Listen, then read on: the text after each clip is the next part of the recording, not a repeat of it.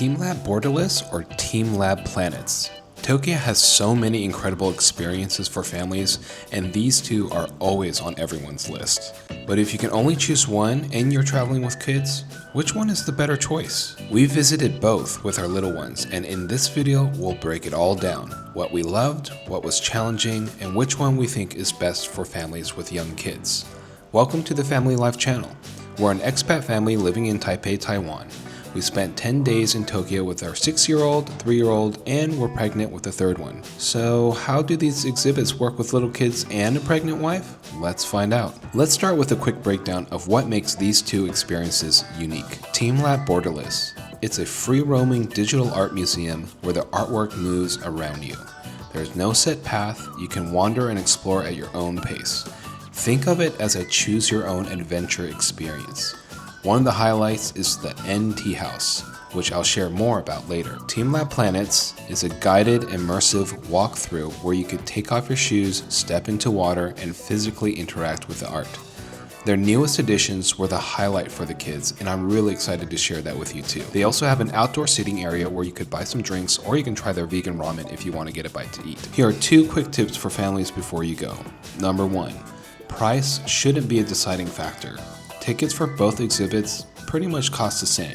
If you're visiting during peak season, consider buying the Skip the Line Premium Pass, especially for TeamLab Planets, where the queue is outdoors. And let me tell you, Tokyo summers can be brutal. Borderless has indoor waiting areas, so you don't have to worry about the weather. Tip number 2.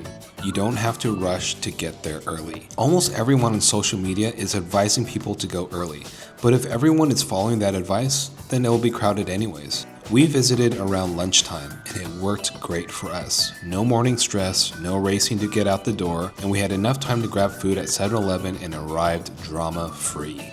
Okay, now I'm going to share our experience at Borderless. Here is what we loved. It smelled amazing. Seriously, each room had a unique scent. Like you, I've watched a lot of videos on social media about this. This is something no one's talking about, but it added a whole new layer to the experience. Okay, we are here in the first exhibit, and when you walk in, it's just flowers everywhere. It's so visually beautiful and appealing.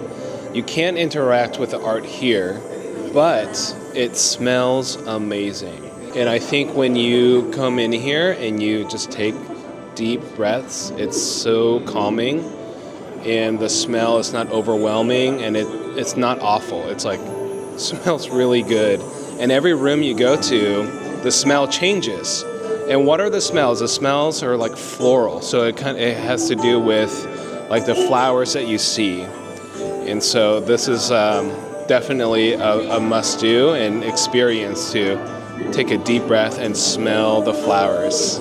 Number 2, there were so many interactive walls. Kids love touching and chasing the digital projections. Okay, this one is interactive. If you go to these figures, if you touch their faces, they will look at you. That's funny. Horrifying. And wife says it's horrifying. I think it's funny. Most of the rooms will change to different art experiences, so you can leave and come back and see something entirely different. The third thing that we loved about Borderless is the NT House, a visually stunning moment where tea and ice cream bloom before your eyes. The technology and art will blow your mind. Move your tea to different areas on your table and see for yourself. Lastly, Borderless is also in a really beautiful mall. We stuck around before and after our visit to eat and enjoy the area. It truly was an amazing experience. The food and the coffee options are a bit on the high end, but we still managed to find yummy things within our budget. Now I'm going to share what was challenging about Borderless. Number 1, we had visited Planets first, so our kids expected more interactive elements at Borderless, and because there were a lot of similar experiences, the kids lost interest quickly. Second, because the art experiences change after some time, our kids didn't have the patience to sit and wait and were determined to move to the next installment. If your kids are the same, make it a priority to return to a rock where people gather, at least twice, because the art experience there was definitely one of the highlights. The NT House was fascinating for the kids at first, but since no one in our family is really into tea or matcha, their interest faded pretty quickly. Also, you're required to purchase one item per seat. But a little hack we found out was having our kids sit on our laps. So we only bought 2 items. It saved money and felt way less wasteful. Just make it clear at the kiosk about your plan and they should honor it. Lastly, after about an hour, our kids were ready to leave. If my wife and I were going solo, we easily could have spent 3 hours. Okay, here's what we loved about TeamLab Planets. Number 1, it was super interactive. We all loved the koi pond art. When you touch the kois, they will splatter into paint or burst into flowers. Super cool. Number 2, the new exhibits that were recently installed in early January 2025 was designed specifically for kids. There were 3 things. Athletic Forest is like a glow-in-the-dark obstacle course. That was a total hit. The second one, Catching and Collecting Forest. It's kind of like Pokemon Go, but with dinosaurs and extinct animals. Super fun and educational. And number 3, Future Park. Kids can create their own artwork and collaborate with other people and see it come to life. It was so cool watching our kids' creativity burst into life. Here's what was challenging about Planets. Some of the installments had really loud music and sound effects and sudden changes in lighting. Our 3-year-old got startled a few times, and I regret not bringing some sort of ear protection for him. Even our 6-year-old got a bit startled at times, especially when everything went super dark. Here's an example.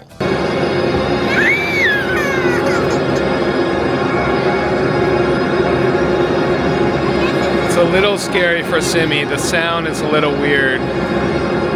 Oh, I'm sorry. Whoa, look. Also, our son had some early trauma with water when he was younger, and so all throughout the water experiences, we had to carry him. Water plus darkness plus loud noises was a bit challenging for him, and I wish I knew about this so I could have been more prepared. On the other hand, if your kids love water and no amount of telling them that they're not in a swimming pool will keep them dry. So it'll be good to bring change of clothes. So here's our final verdict. With the newest additions to TeamLab Planets, this is the clear winner. It's easier to navigate, more hands-on, and the new exhibits make it a no-brainer. One thing to note is the exhibit called Floating in the Falling Universe of Flowers. Both my wife and I got a little bit of vertigo, so if you're sensitive to motion sickness, just be careful with this one.